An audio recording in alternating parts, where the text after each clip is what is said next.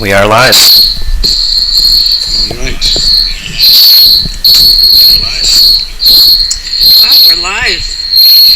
Well, welcome everybody to the first live webinar for connectedlearning.tv, which is an experiment that we're running at the DML Hub, the Digital Media and Learning Hub at UC Irvine, as an effort to start to have some conversations and build some community and curate resources around an emerging model that we've been calling connected learning, that really comes out of a wide range of research and practice and design and experimentation that is a set of emerging conversations that we're hoping to coalesce through our new website, connectedlearning.tv, and this webinar series. So we're really delighted to have this group on Google Hangout and on live stream joining us for the kickoff conversation for this series, and we invite you to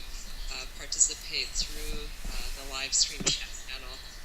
And in the Hangout, we have, we're delighted to have as our first speaker and participant in this series, Mitch Resnick, who probably needs no introduction, but who has certainly been a huge influence on my own work through his work at the MIT Media Lab and as director of the Lifelong Kindergarten Group, and of course has done a ton of work around constructionist models of learning, developing the Scratch platform, doing work on Lego and Lego Mindstorms, and of course the work on the Computer Clubhouse that has really provided a model for how to bring technology into communities and young people's lives and intergenerational kinds of connections, which have been so central to how we've been trying to put together some of the core themes of the connected learning model. So I'm very pleased to welcome Mitch, and I also thought we could go around the Hangout and have people introduce themselves who are part of the Hangout group. So, Christo, do you want to start? I see you at the top Sure. of my screen, so no particular order. Sure. So I'm Christo Sins. I'm a PhD candidate at UC Berkeley School of Information, and I'm an ethnographer. I first got involved in this initiative as part of the Digital Youth Project back in 2005. And I continue to do work with the Connected Learning Research Network that Mimi is running. Hi, Aaron just popped in, so maybe, Aaron, can you hear us? So, I can. Can you hear me? yes, you want to give a brief introduction?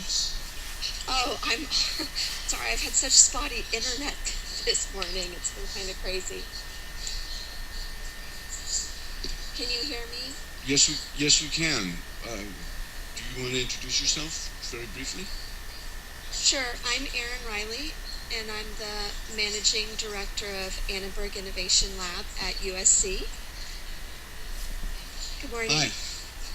Welcome.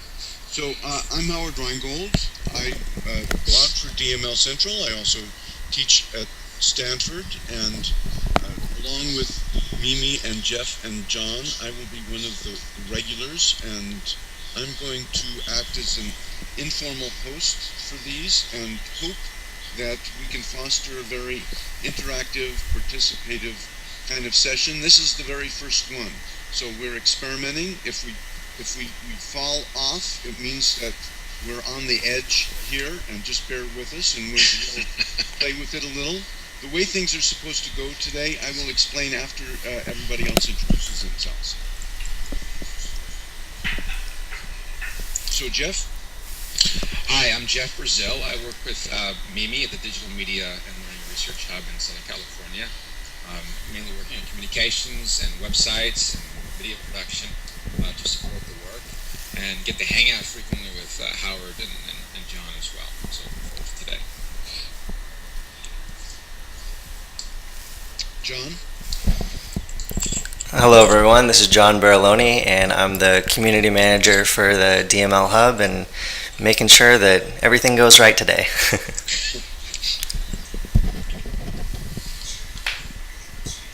Karen? Karen Brennan. I'm a fifth-year PhD student at the Media Lab. I work with Mitch in Lifelong Kindergarten on the Scratch project, studying young people's participation and also leading the educational outreach work.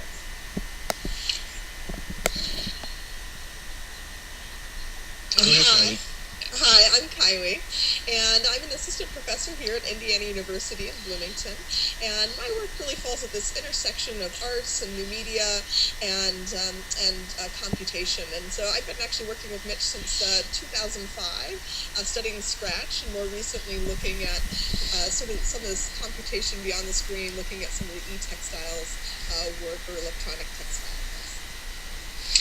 Okay, so very briefly to introduce the format here, we're experimenting with formats, and we're hoping, in order to make this more interactive, that I'm going to ask Mitch some questions, and Mitch is going to talk about some of the interesting work he's doing, and then the respondents in the Hangout will have an opportunity to have a conversation about that, and we're hoping that those of you who are observing through Ustream will use the Ustream chat to talk with each other about this. And also, any questions you want to direct to Mitch, put into the Ustream chat, and we will queue them up, and after the respondents have a chance to talk a little bit, we will pull questions from that queue for Mitch. Then we'll go on to another question for Mitch. So Mitch will talk for a while, then we will talk in Hangout, and then we will hopefully be able to answer any questions that those of you in Ustream have. So let's get started. Mitch, your research group at MIT Media Lab is called Lifelong Kindergarten. Why is that? Okay, well, actually, first, let me start by thanking Mimi and others for organizing this. It's great to be part of this series, especially because I think the work that we do resonates so strongly with these ideas that are part of the Connected Learning Initiative. So it's great to get a chance to share some of those ideas and be part of that conversation. Let me try to share the screen here, and hopefully presentation will come up. So I'll be talking generally on the theme of sowing the seeds for a more creative society. And Howard started off by asking about the name of our group, Lifelong Kindergarten. And we call our research group that because we're inspired by the way young people learn in kindergarten.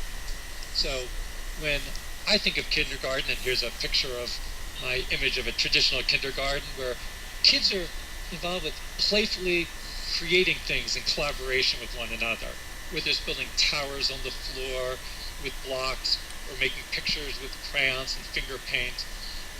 And in the process of doing that, we think kids learn a lot. They learn how colors mix together, about stability of structures when they build towers.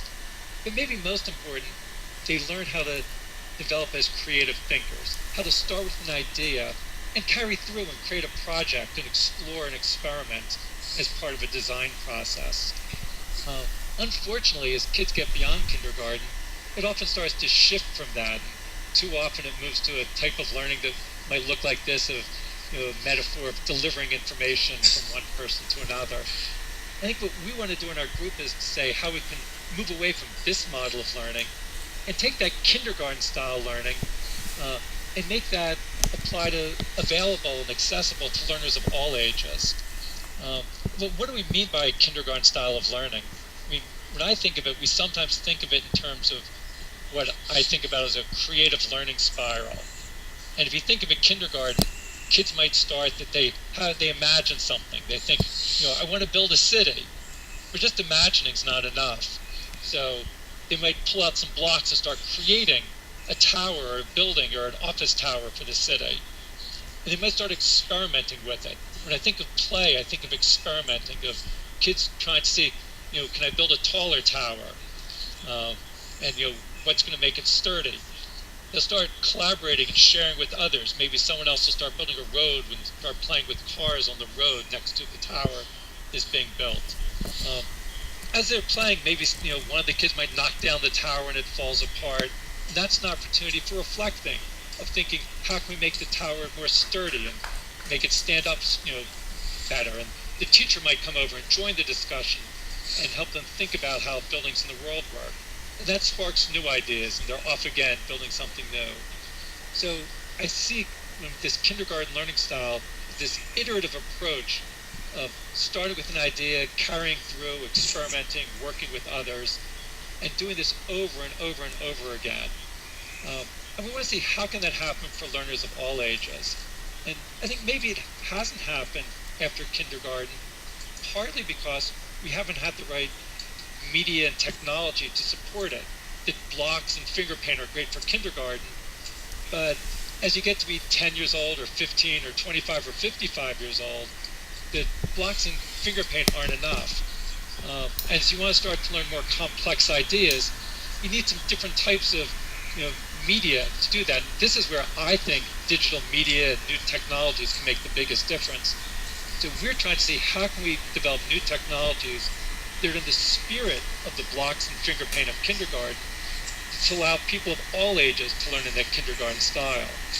Like as Mimi mentioned in the introduction, one project we've worked on for many years is in collaboration with the Lego company. And of course, I think Lego bricks themselves are already in the kindergarten spirit, and we work with them to extend it so that kids can build not just structures, but build things that move and interact with one another. So actually, this picture is of the winner of one of the Lego robot competitions in Singapore, and these have become popular all over the world. But for us, as we think about this, when we develop these new tools to let kids work in a kindergarten style, we want to make sure that it's available and accessible and engaging for kids of all different backgrounds and all different interests. So we really try to say, how can we engage kids and work on things they care about deeply? So I'll show a brief video here of some kids using the same technology, and not just building robots for a robot competition, but building on their own interests. So actually, I think the video, I'm not sure the sound is going to work, so I'll just talk over this. So here, these are some kids, they're 10 to 13-year-olds. They were building a gerbil house, and she was building for her own pet gerbil. She was making an automated door for her gerbil house, so it would open automatically when she goes in. Or this girl was building an odometer for her rollerblades, for her speedometer. She wanted to know how fast she was going on her rollerblades. This is a diary security system. So if someone tries to open the diary, it triggers a camera to take a picture. So I think for those examples, it captures another element of what we see as part of the kindergarten spirit, of allowing kids to work on things that they really care about. So again, the first girl, she wasn't working just on a house for any old gerbil. She was working on a house for her gerbil, and I think that really makes a difference. And in fact, she then programmed it to keep track of when did the gerbil move in and out of the house, because she wanted to know what was the gerbil doing at night while she was asleep, or what was the gerbil doing during the day when she was at school. So she was using the technology to explore things that were meaningful to her in her everyday life. Or the second girl with the odometer or speedometer for rollerblades, she loved rollerblading, and she wanted to know how fast she was going. She knew her parents' car went 35 miles an hour or 40 miles an hour, and she wanted to know how fast she was going. So that became an activity for her to get engaged with mathematical formulations and conversions. And then the last girl with the diary security system, again, something very personal to her, protect her diary from her brother. I think we've seen this as we've done these activities around the world. We've seen kids do everything from, there's a workshop in Hong Kong where a girl, these were lights that she put on her shoe with a sensor, so as she walked, the lights turned on in different colors. And she was inspired by the way that kids wear shoes that have lights that go on. But typically kids don't get to control that or create it themselves, so she wanted to make her own pattern and to control the patterns of lights, based on how she worked, as she walked. Or at the same workshop, this young boy did a mobile jukebox that you could wear, and you put coins in, and it would play different sounds, so a sensor would detect the coin. This was a workshop in Iceland, and this was a room security system. If you break a beam of light entering the room, it sounds an alarm. And one more example, this was an alarm clock that was made at a workshop in Iceland, where when the light comes in the window, it hits a light sensor, which turns on a motor to ruffle your hair and to play music to wake you up. But actually, what I liked best about this story was when he was partway done this, he had his prototype and he showed it to other people, and people pointed out to him, they said, wait a minute, there's a problem. Here in Iceland, the sun usually doesn't come in the window in the morning when you want to wake up. We're so far north, it changes so much. So this isn't going to work very well. So he thought about it, and in the final presentation, he did a poster explaining the invention, and at the bottom it said, for export only. And for him, it was a way that, for me, it was part of his reflection. He shared it with others, got his ideas. He was going through that iterative design cycle.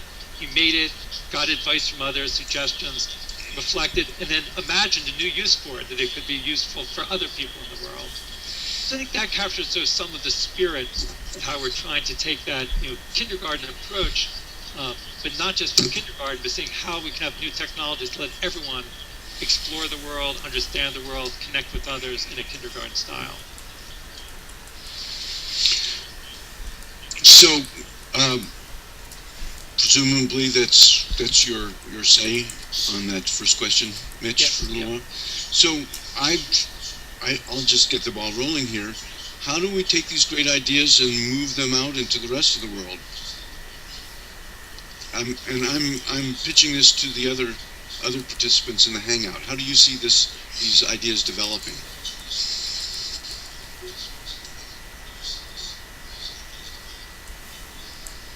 Well, I'll chime in. I feel like a lot of the work, Mitch, that you've been doing it's been exciting to see both how you've extended these ideas through the online community at Scratch, as well as the ways in which the whole idea of making and tinkering and creating has been really finding a lot of resonance with the broadening maker movement. And I'd be curious to see to hear how you feel your work intersects with that movement that really seems to be taking off in interesting new ways, even while building on a lot of existing communities and practices. Yes, I do think it's been exciting to watch the growth of the maker movement in recent years, because it certainly aligns in many ways with some of the core ideas that we care about people learning through making things and creating things.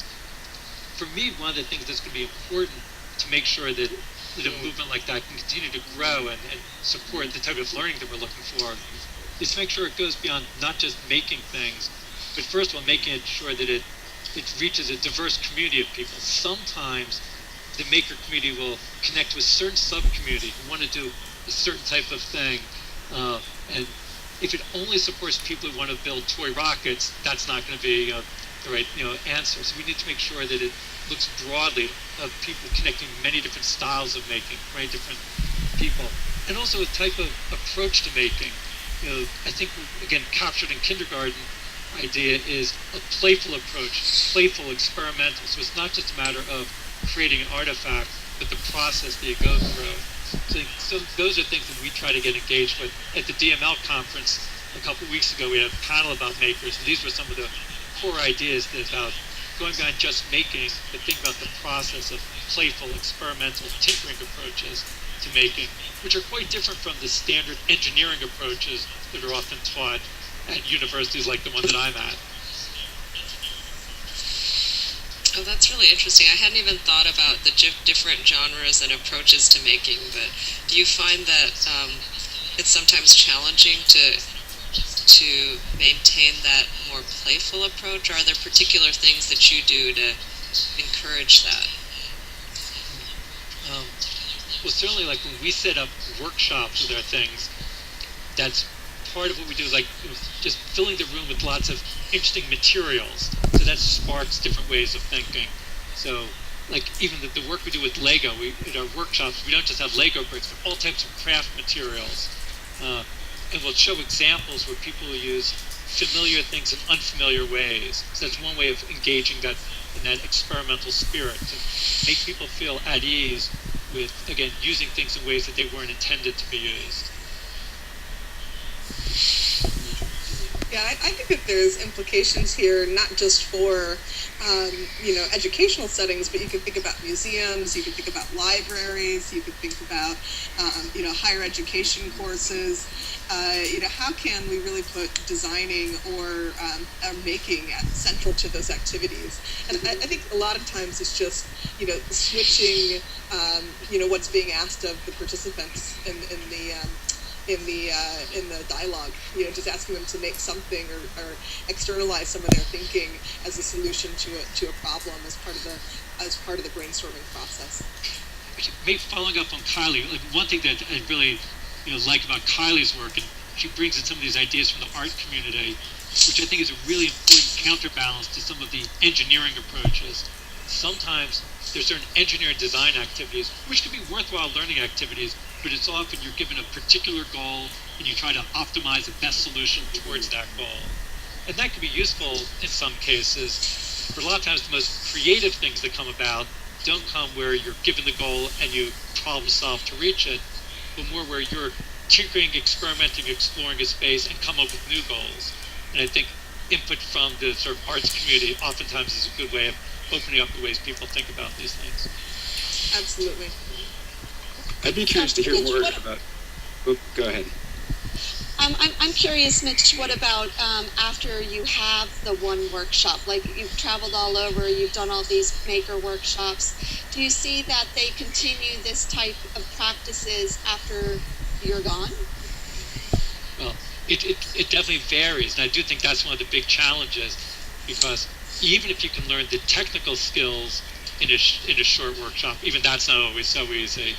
But trying to change the way people think about the learning approach is much more challenging. So it sometimes is frustrating to me. We'll go and visit some classrooms that are using the same materials that are used for the creative projects I just showed, and it'll be where the kids are instructed, build this robot to do this particular task, and trying to move beyond that can be challenging. In fact, I'm reminded, I showed the picture of the 13-year-old from Singapore, and when I was visiting his school, I asked his teacher, how did they integrate this into the classroom?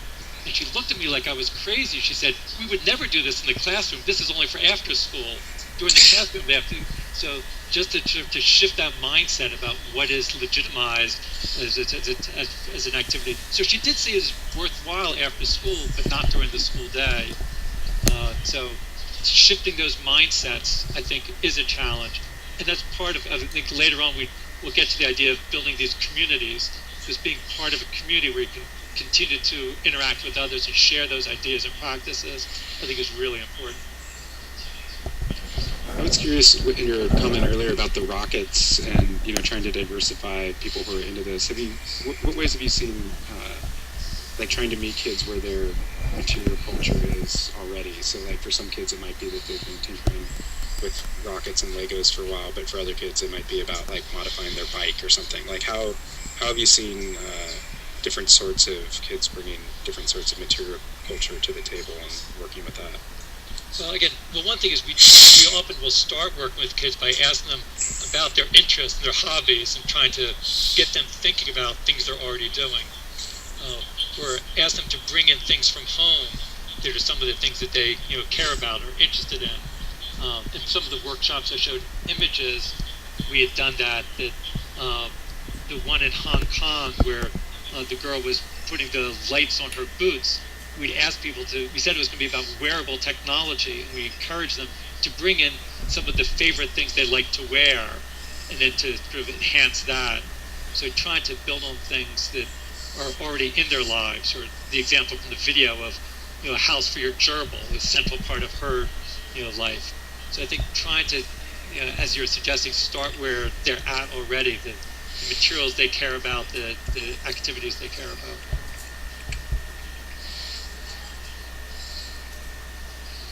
Mitch, what in your opinion does it mean to be fluent with digital technologies? So this sort of leads into a second chunk that I'd prepared. I guess in preparing for this, we talked about having these several different chunks, and this idea of digital literacy is another important idea that we wanted to talk about. Let me put back on the presentation here.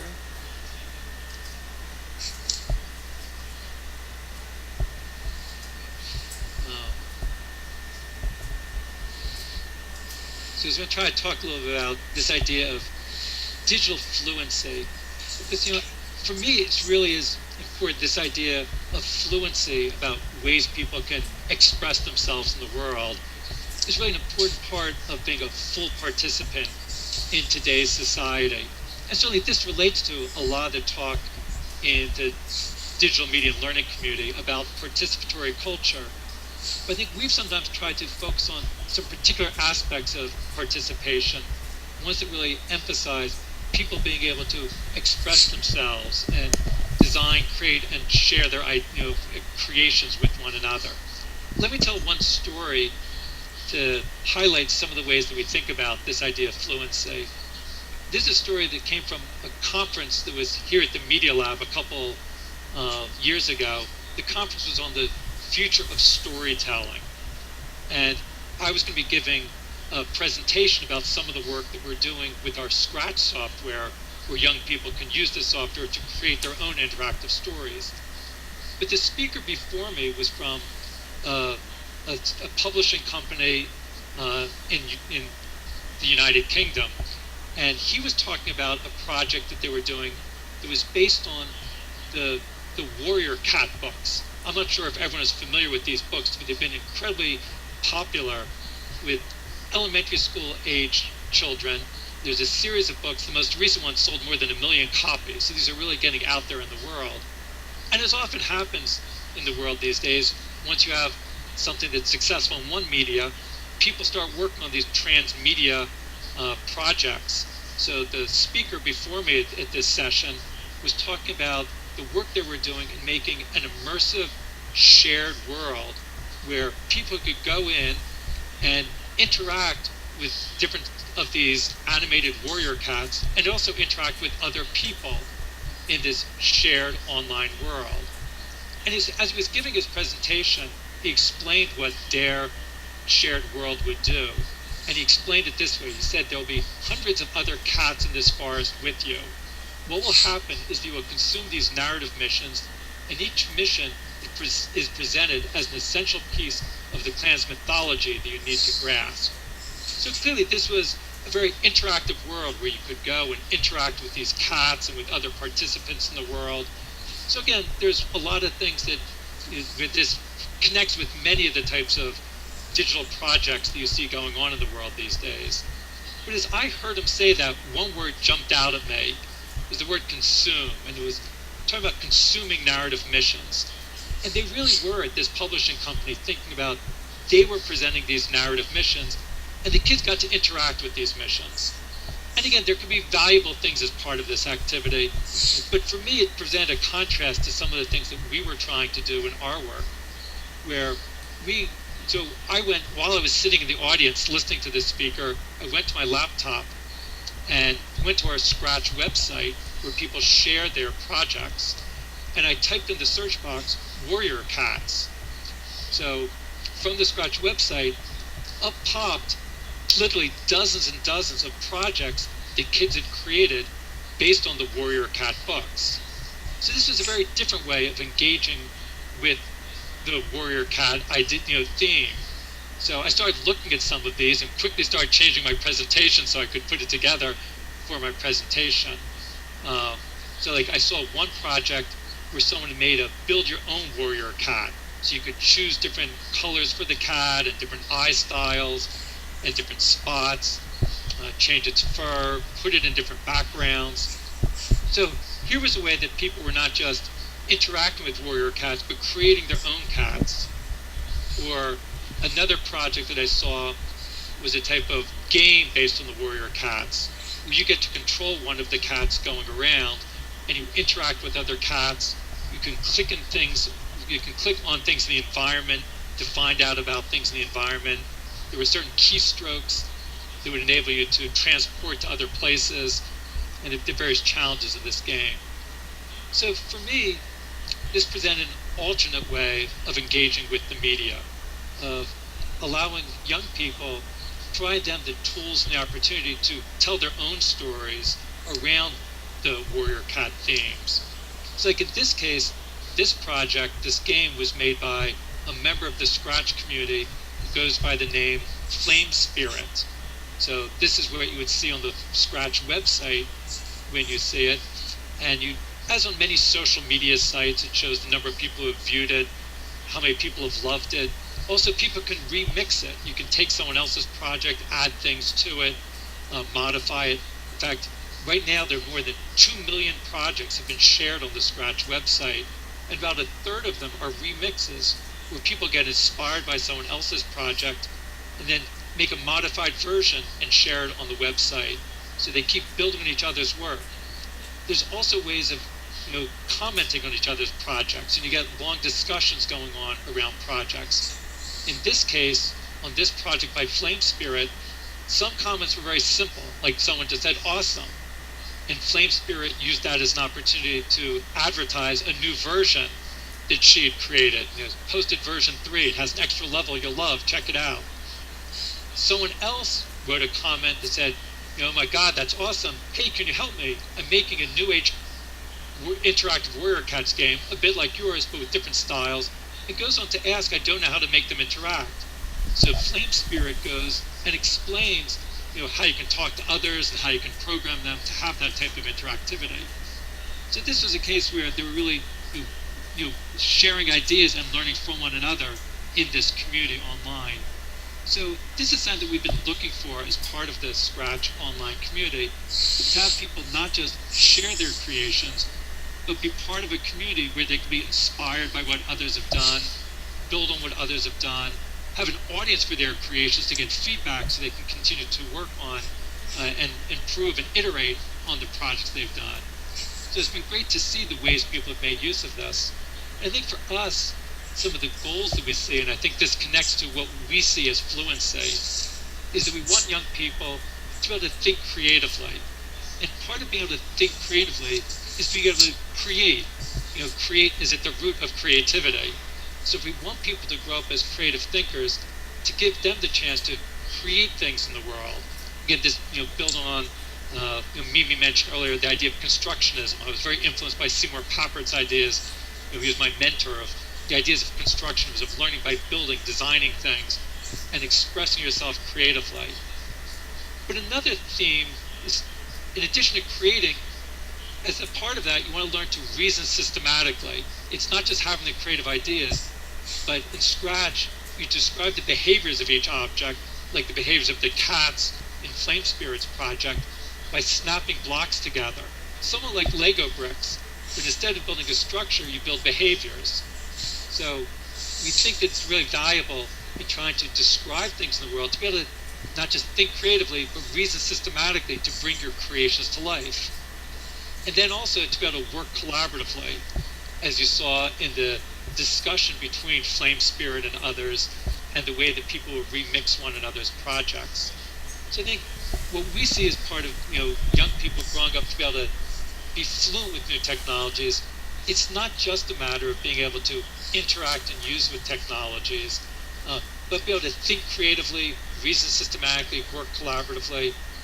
And unfortunately, we find that too often we see some young people, even if they have a comfort level with computers, and people might call them digital natives, they still aren't able to be able to develop these capacities of thinking creatively, reasoning systematically, working collaboratively. I think what we want to do is really support people to be able to develop these capacities. Some of it comes from the tools themselves, the Scratch software. Some of it comes from having this online community where they're learning from one another. Some of it is doing workshops with educators, or as Karen mentioned earlier, she's led our outreach efforts, and a whole separate community called Scratch Ed, where educators share ideas about how to support people learning Scratch. Because it's not just in the tool, but the support around it. So I think what we'd like to see is a new generation growing up that knows not just how to use new technology, but can express themselves creatively with the technology. I think one thing that excites us about the website is when you go and you see this incredible range of different projects. It is not just one type of project, but people are really taking ideas that they care about, and whether they're making an animated story or an interactive birthday card or a virtual construction kit or a recreation of a video game or a political commentary, as you see in some of the examples here. I think one thing that excites us most when we look at the website is not just the number of projects, but the great diversity of projects. As to us, that's an indication that kids are learning to express themselves creatively, building on their own interests, and really becoming fluent, with these new technologies. So maybe that gives a little background of the way we think about some of these ideas of developing a fluency with new technologies. I've got a question from the live stream, which is, how can these ideas be related to lifelong learning and tinkering? How can these ideas related to lifelong learning and tinkering apply to high school and college learning? Well, I think we see this as it should apply to all ages. There's no reason we should have to shift. I do think certainly that's the way we do things here at the graduate program at the Media Lab. People are following their own interests. They're constantly designing and creating things. Our whole building, we feel, is like a big kindergarten. We sometimes say that these things, we know that kindergarten works pretty well and graduate school works pretty well. We just have to fix everything else. But I don't think there's any reason that we can't provide this more design-oriented, project-oriented approach for learners of all ages. It does require, though, a real shift of mindset, as we were talking about before, of shifting away from delivery of content to supporting experiences, supporting learning experiences. Again, I think that's one of the themes that I really like with the Connected Learning Initiative, this shift away from focusing on delivery of content to really focusing on how can we sort of support those experiences. So I think that it's possible for learners of all ages. I don't think that there's any inherent restriction based on age. It's just a matter of us, what we choose to value and support. Jeff had a question about equity. Jeff? Yeah, thanks, Howard. Mitch, the phrase kindergarten spirit, it just sort of resonates with me, and I wondered, it seems like as kids get older and we put them in higher grades, in 3rd grade, 6th grade, and 10th grade, that the gap in terms of what that class experience feels like grows. And I wondered if you have observed that the kindergarten spirit is a place where that gap maybe is most narrow. I mean, is the kindergarten spirit present regardless of social economic conditions? Is that sort of one of the last places where you see that? But to make sure I understand, the question is whether there's a gap in the degree to which people can engage in whether there's a socioeconomic gap in how people engage with the kindergarten spirit. Was that the question? No, I didn't say it well. The kindergarten spirit, is that alive and well, this notion of how kids learn and explore, sort of regardless of, does that make sense, socioeconomic place, conditions? Well, certainly, I think that there's definitely a gap. I think one of the things that is frustrating is I feel that oftentimes in most school settings, regardless of socioeconomics, oftentimes the kindergarten spirit isn't around. So I think that, unfortunately, the kindergarten spirit, schools have, a lot of formal schooling has shifted away from the kindergarten spirit. And I think that happens across the board in all different types of settings. Now, outside of school, you're much more likely to see that kindergarten spirit continue at different ages. Although even there, a lot of times the in-school approach has filtered outside of school. Like, one thing I sometimes find frustrating is you talk to directors of education at museums, and they often are trying to now set up things in the museum to make sure that they're more like school, where in fact we'd rather it be the other way. We'd rather schools become somewhat more like traditional museums. So I do think we see these gaps between different parts of people's lives, and I think what we would like to do is to have that kindergarten spirit cut across the different parts of people's lives and across all the other gaps as well. Other questions from the respondents or comments?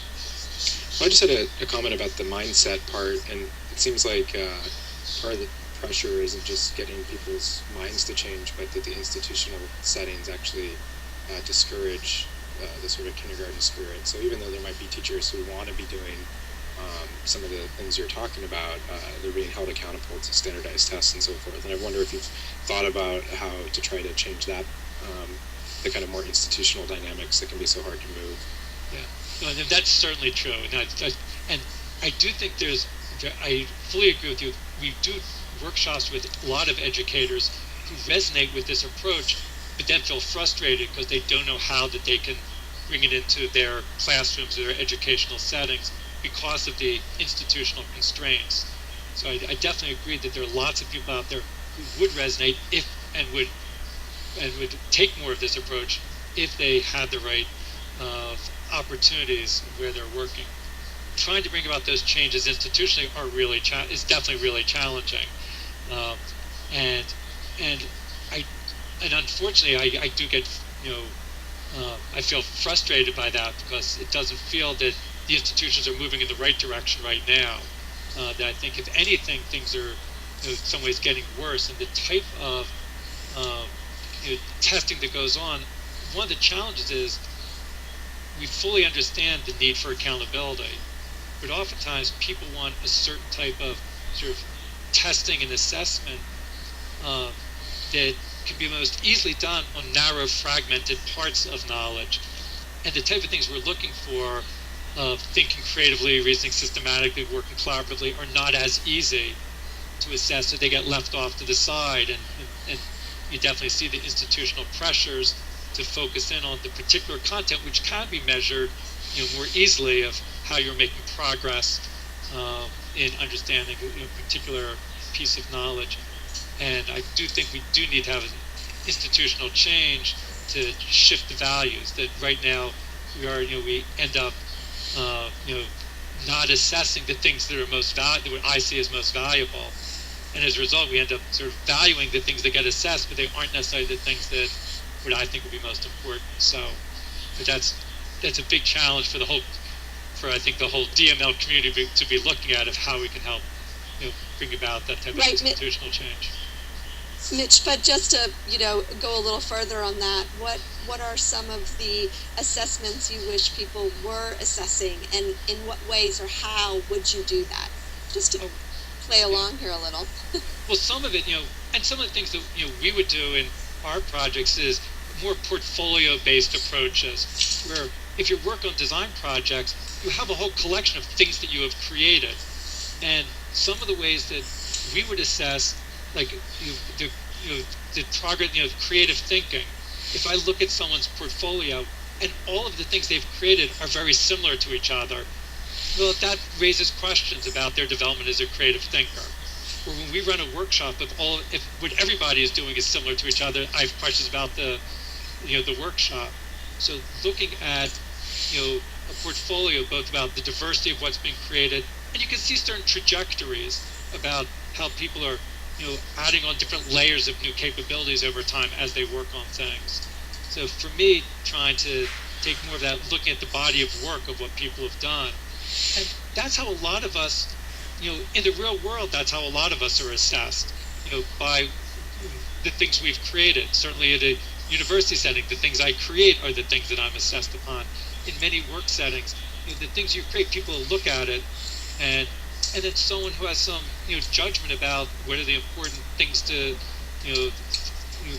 what are the certain values that we're looking for, and how the things that are being created fit into those are the type of things that we like to emphasize as we try to see how people are progressing, whether it's building things with programmable Lego or making projects from scratch and putting them together on the community. Mimi, you had a question, or you wanted to chime in on this?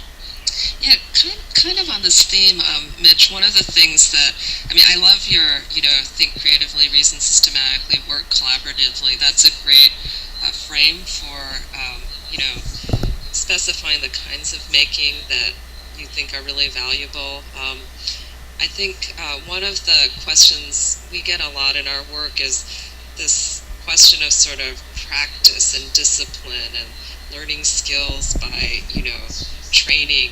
This sort of model of learning that it's not just about play and being creative and tinkering. And I was wondering how it's sort of related to this assessment question too, I think, and the kinds of values that we're putting forward, and also how we think of these other forms of learning that can be highly valued, but are not necessarily within this frame of more open-ended inquiry. I guess for me, I would relate it back to the allowing people to follow their own interests in the following way. Because I definitely agree to develop certain types of expertise in a certain discipline oftentimes requires a type of repetitive working on things, and that some people are looking at in contrast to our activities. So sometimes people put this in opposition, that either you're playfully tinkering or you're sort of repetitively drilling. And I don't think they have to be in opposition. And for me, the way they come together is that if you really care about something and you want to improve at it, then you are willing to put in the time. That it is hard work to continue to make progress. You might start by tinkering, exploring. When you see what other people are doing, like an example that comes up, the great basketball players weren't just born that way. They don't just go out and play around. They work over and over, but they're willing to do it because they really care about what they're doing. And I think that for all of us, that if you, and I say this even with, like graduate students here, that you better choose a research topic you really care about, because it's going to require hard work. Not all of it, if some of it is, it might seem like some drudgery, but if you care enough about the topic, then you're willing to do that. So I think it can go hand in hand about this exploratory, but then if you care about the things you're working on, you're willing to put in the time and the type of, for some of that other, for the right, sort of disciplines over and over things that sometimes can be important for making progress on things. Is that being responsive to what you were asking? Yeah, no, that's exactly what I was asking. Thanks, Mitch. That's super helpful. I would encourage people who are observing through live stream to enter any questions you might have into the text chat there, and we will forward those to Mitch. Any other comments or questions from responders about this last little segment? Okay, so I have another question for Mitch. How can we cultivate and support communities of creative learners the way you have? So again, so let me bring up my screen again for...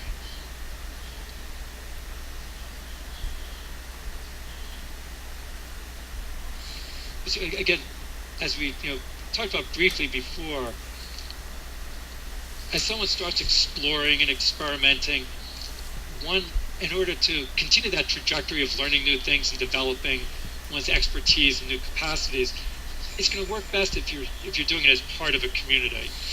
So certainly one thing that we want to think about is what's in the nature of supporting and cultivating creative communities, and so how can we help young people or people of all ages be able to continue to think and act creatively as part of a community, and how can the community support that? And these are some questions that we've thought about as part of our project. It was mentioned briefly earlier, the Computer Clubhouse project.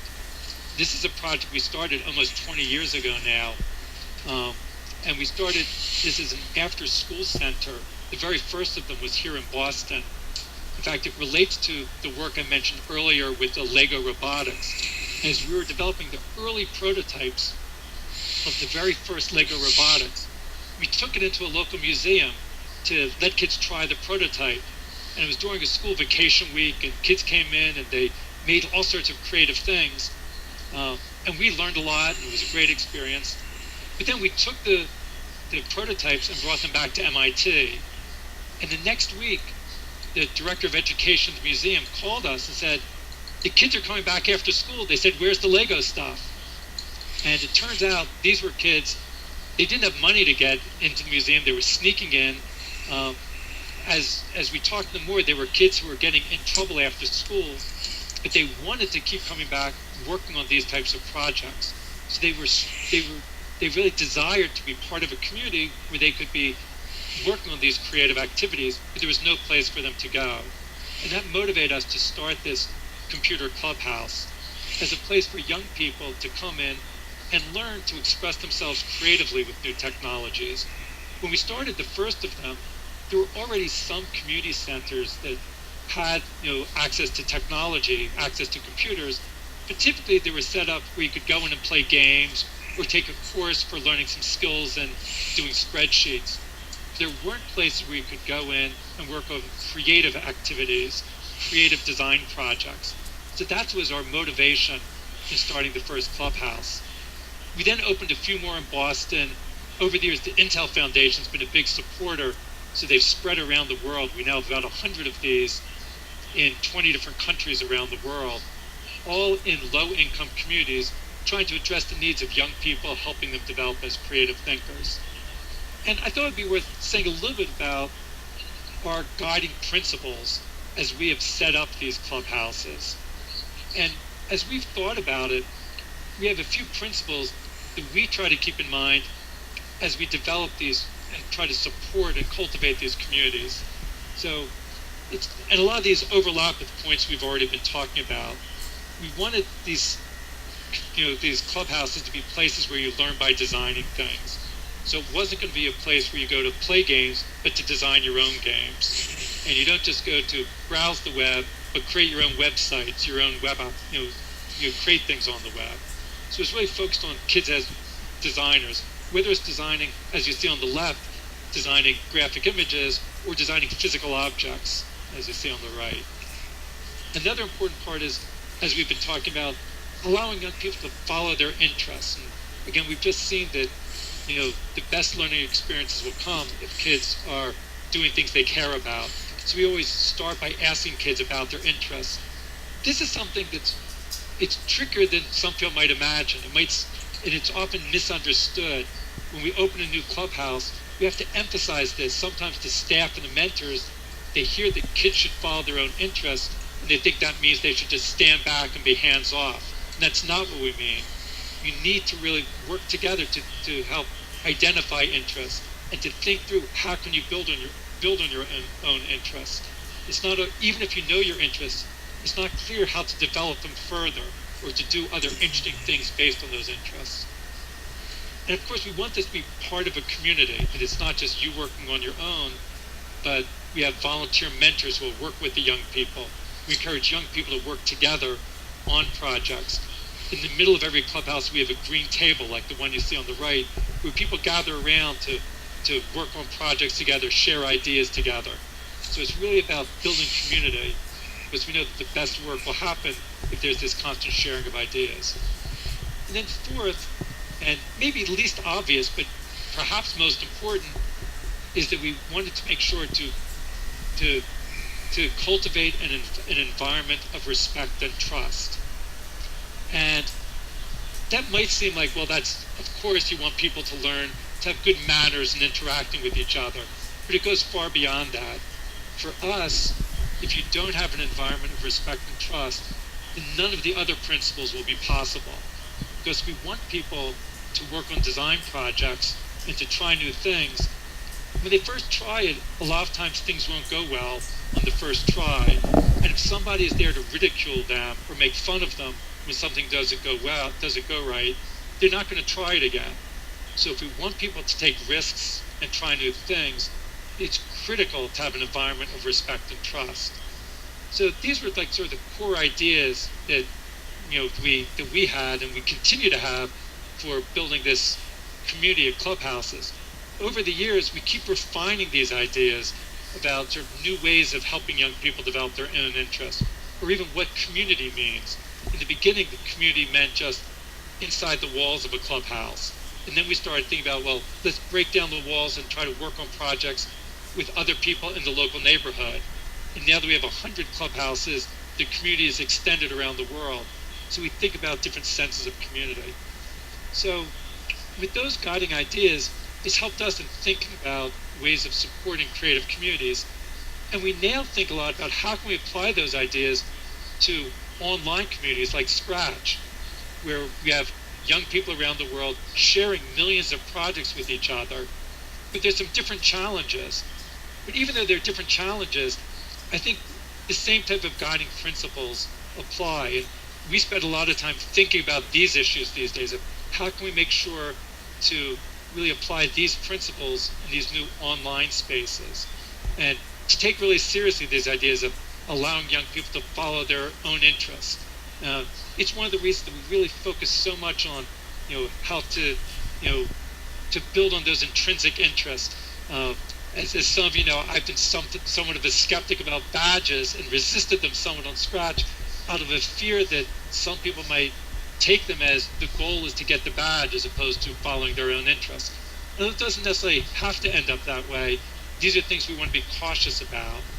But we also are aware that, like, within a community like this, we want to make sure to, we're definitely interested and inspired by some of the other themes that have come out of the DML community about being able to make sure that young people, as they work on informal learning, activities, have a way that their work can be seen as legitimate in the wider world, and they can get some recognition for it.